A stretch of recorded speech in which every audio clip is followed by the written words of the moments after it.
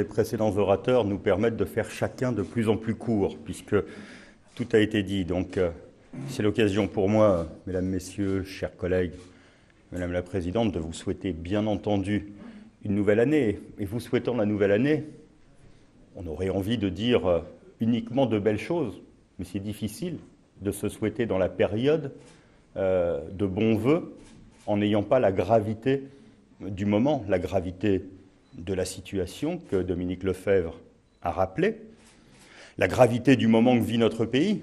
Nous sommes ici vivant dans un très beau pays, mais un pays où aujourd'hui des soldats se battent. Et quand un soldat français se bat, il se bat pour deux choses. Apporter de la sécurité, sécurité au monde, sécurité à notre pays, mais il se bat aussi pour porter des valeurs. Parce que si c'était uniquement la sécurité, on pourrait se reposer sur n'importe qui en situation de la créer. Et on a vu ces dernières années que ceux qui prétendaient créer de la sécurité ne pouvaient pas rentrer dans le modèle des valeurs universelles qui sont celles de la France.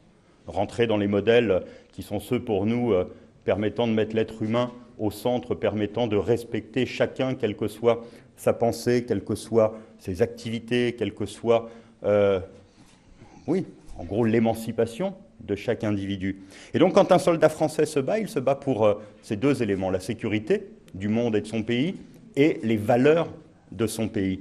Et de ce point de vue-là, eh bien, il y a des pays contre lesquels nous menons la guerre, et puis il y a d'autres pays dans le monde sur lesquels nous devons porter la voix de la France, et dire ce que nous faisons ce soir, quand la situation l'exige, que nous n'acceptons pas les violations des droits de l'homme, que nous n'acceptons pas la peine de mort, que nous n'acceptons pas les régimes qui limitent la liberté d'expression et qui font en sorte d'opprimer une partie de leur peuple, et que cela ne peut pas tenir. Le fait de dire que cela ne peut pas tenir, c'est un jugement historique.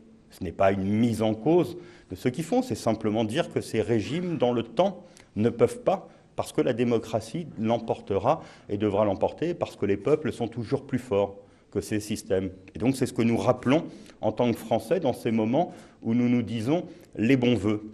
Et pour cela, nous avons une tâche ici, c'est de montrer la force de la France, de montrer la force de son organisation comme un État laïque. Et c'est l'enjeu que nous pouvons avoir aujourd'hui à montrer au monde, de continuer à montrer partout qu'un État organisé comme le nôtre, qui respecte chaque individu, qui lui permet d'avoir la religion qu'il souhaite et de vivre avec son semblable à côté, quelles que soient leurs différences, est un modèle qui peut être porté partout dans le monde et qui arrive à fonctionner et qui arrive à faire en sorte de respecter et d'assurer la reconnaissance de chaque individu et en même temps un cadre collectif qui permet à une société de s'épanouir. Et quand je dis cela, il n'y a aucune raison d'aller faire la leçon au monde, nous ne sommes pas là pour faire la leçon.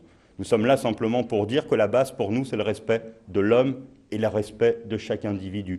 Et qu'à partir de là, chacun peut décider, bien entendu, de la façon dont il met son système démocratique en place et dont il fait vivre sa démocratie. Nous ne prétendons pas, bien entendu, avoir ici le modèle qui pourrait s'imposer partout. Mais nous entendons avoir des valeurs, les porter. Et quand nous vous recevons une nouvelle fois ici, dans la maison de la République, ce que Laurent Fabius appelait le cœur vivant, il y a quelques jours avant de nous quitter, le cœur vivant de la démocratie, c'est un choix raisonné que nous faisons, que de vous inviter ici, à l'Assemblée nationale, pour, avec des parlementaires amis, vous souhaiter une très très belle année, parce qu'en vous disant cela, nous espérons que cette année sera porteuse de progrès, je n'ose pas dire de révolution, mais s'il y avait des révolutions démocratiques, vous savez, nous nous en contenterions volontiers avec vous. Donc, très belle année à vous, Madame la Présidente.